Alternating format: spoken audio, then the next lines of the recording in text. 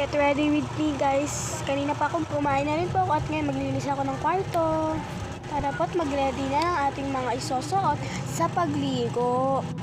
At ayun lang po muna guys. Babalikan ko kayo pagkatapos kong maligo.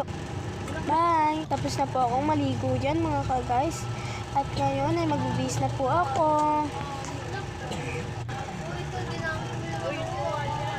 Tapos na po ako magbihis. Ngayon magsusuklay na po ako. Ayan po, medyo matigas po yung buhok ko dyan.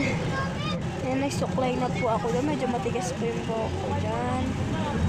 Ayan po, susuklay na po ako. At mag-makeup din po ako. Pinaksan ko na pa nga. Mag-makeup na po ako dyan. Pa-primer muna po ako. Ay, hindi pala. Lalagay muna ako ng hand cream.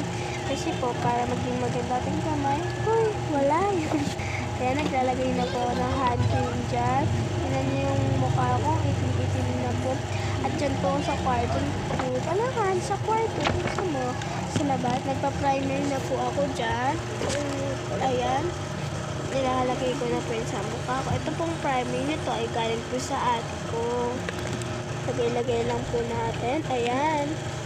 Magpa-foundation na rin po ako. Pero onti lang pong lalagay ko kasi po di naman po ako aalis. Pero may gagala rin po ako. Next naman po ay concealer. Mukha lang siyang foundation kasi ang laki. Ayan, kaya namay ko na lang po kasi wala, nabunol pa nga no.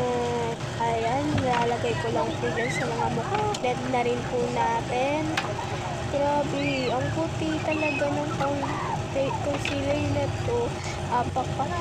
Ano po ito, waterproof. Blend lang.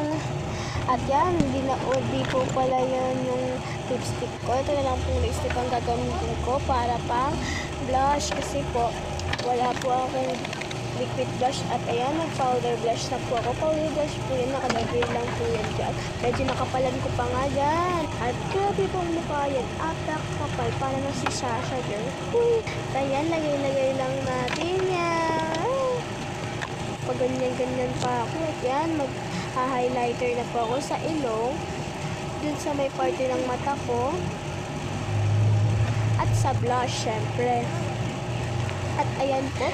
At tatapusin ko na lang po ito. At anong tawag ko dito? Eyeliner yata. O eyeliner o mascara. Ayan, lagay-lagay ko lang yan dyan, guys. Hindi ko pala na-video yung nag-curler ako. Ayan, tapusin ko na ito makeup ko. Tapos, aking final. Bye-bye po. Get ready with me. Bye-bye!